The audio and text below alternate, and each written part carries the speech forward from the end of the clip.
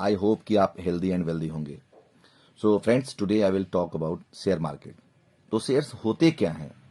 तो share market एक ऐसा प्लेटफॉर्म है जहां आप इन्वेस्ट करके 1 लाख रुपए का 1 करोड़ भी बना सकते हैं, अगर नॉलेज है तो। फॉर एग्जाम्पल, अगर हम बजाज फाइनेंस की बात करते हैं तो उसने पिछले 10 सालों में 1 लाख रुपए का लगभग 1.25 करोड़ बना दिया। आप रिलैक्सो फुटवेयर का एग्जाम्पल ले लें, जिसने स्लीपर्स और फुटवेयर्स बनाए हैं, उसने 1 लाख रुपए का 88 लैक्स बना दिए। या last year Prince pipe listed हुई है, जिसने कि 1 साल में ही पैसे को 3 गुना कर दिया। तो सवाल उठता है कि शेयर होता क्या है? तो शेयर एक किसी कंपनी का डायरेक्ट इन्वेस्टमेंट है। मतलब किसी कंपनी में आप अगर शेयर खरीद कर उस कंपनी को या उस कंपनी का कुछ हिस्सा, कुछ पार्ट के आप हिस्सेदार बन जाते हैं, आप उस कंपनी के एक पार्ट के मालिक बन जाते हैं। अगर प्रॉफिट हुआ तो आपको भी हिस्सा मिलेगा। तो वॉरेन बफे साहब ने एक बहुत फेमस कोट है, if you don't find a way to make money while you sleep, you will work until you die.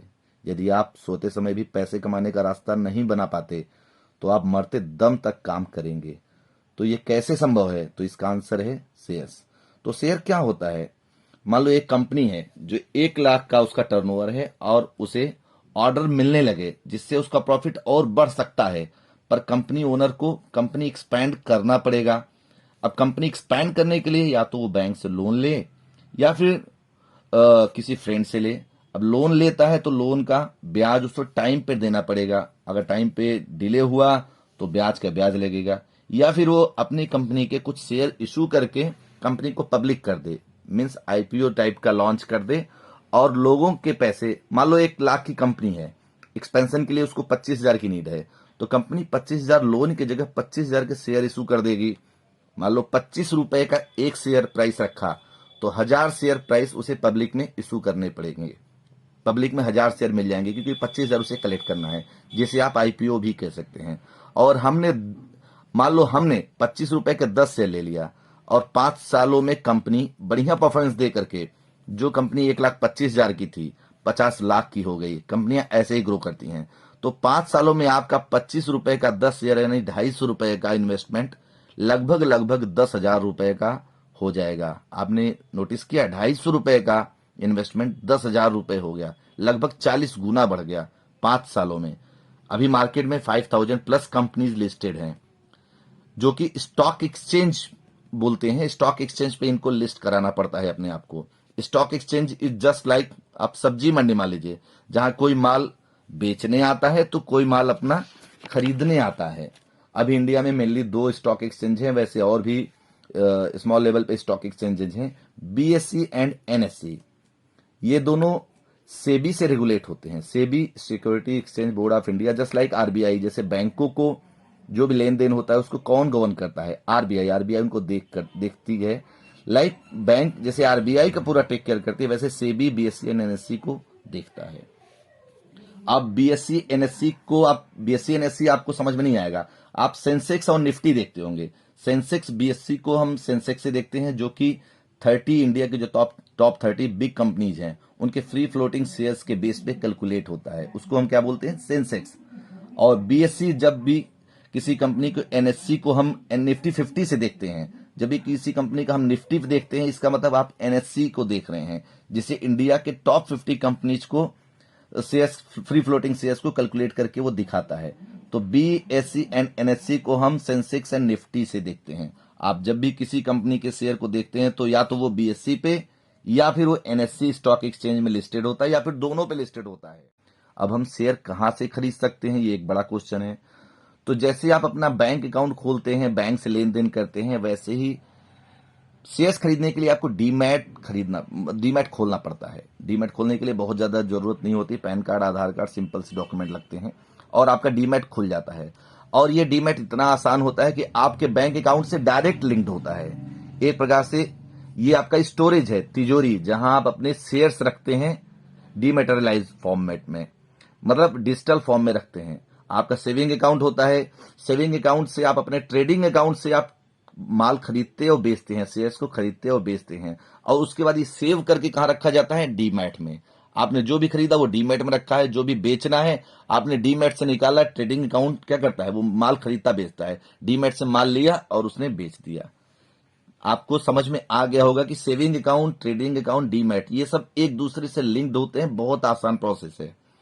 हमें जैसे हम कैसे पता चलेगा कि कौन सा शेयर फ्यूचर में मल्टी बैगर बनेगा, यानी 10, 20, 50 गुना हो जाएगा। अब ये कैसे पता लगेगा कि कौन सा शेयर अच्छा है या कौन सा अच्छा नहीं है? आपको उसकी स्टडी करनी पड़ेगी, जिसको हम दो तरीके से करते हैं। आपने सुना होगा फंडामेंटल एनालिसिस, टेक्निकल एनालिसिस। अब फंडामेंटल एनालिसिस मीन्स क्या होता है? किसी कंपनी के quarter result, quarter result means हर कंपनी का क्वार्टर रिजल्ट होता है।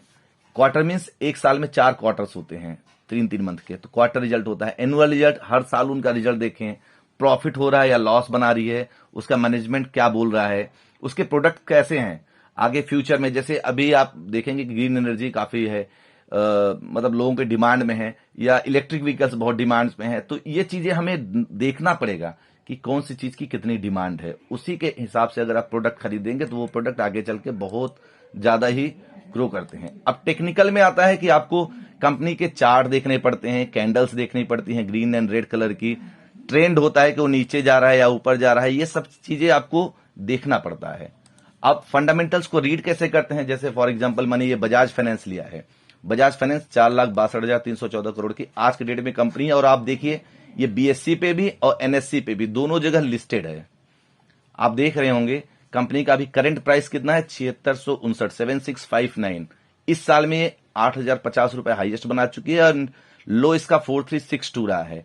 ये 2 रुपए की फेस वैल्यू, ये सब आप धीरे धीरे यहाँ पे जब आप जुड़े रहेंगे हमसे तो सीखते रहेंगे। इसकी बुक वैल्यू है 646। सिंपल वे में अगर आप इसका चार्ट देखेंगे तो एक सालों का, अगर आप 1 ईयर का क्लिक करेंगे तो 1 ईयर में आपको, 1 ईयर नहीं मैक्स मैं देखता हूं, 1 ईयर में ये पहले कितने का था आप देख रहे हैं? 2014 में ये कंपनी 136 रुपए की थी, 2012 में ये कंपनी 78 रुपए की थी, और 2011 में ये कंपनी थी 75 रुपए की। 2011 में 75 रुपए की थी, आज की डेट में ये कंपनी लगभग अप्रॉक्स 8,000 रुपए की है। कितने गुना हो गया? लगभग 110 टाइम्स मल्टीप्लाई हो गया, 110 गुना ये कंपनी बढ़ गई है। अगर आप इस कंपनी को और आगे देखेंगे तो ये आ गया इसका क्वार्टर रिजल्ट। क्वार्टर रिजल्ट में आप देख रहे हैं दिसंबर 2018, मई 2019, जून, सितंबर, दिसंबर, मार्च, जून, सितंबर, दिसंबर, मार्च 2021, जून 2021, सितंबर 2021। इसी समय कोविड आया था, मार्च जून के टाइम पे। बट इस कंपनी का क्वार्टर रेवेन्यू देखिए, 4900, 5200, 5800, 63, 70, 7200, 6600, 6500, 6600, 6800, 6700, 7700। क्वार्टर बाई क्वार्टर कभी भी ये डाउन नहीं हुआ है। आप देख रहे हैं नेट प्रॉफिट देखिए, 1176 करोड़, 1195, 1500, 1600।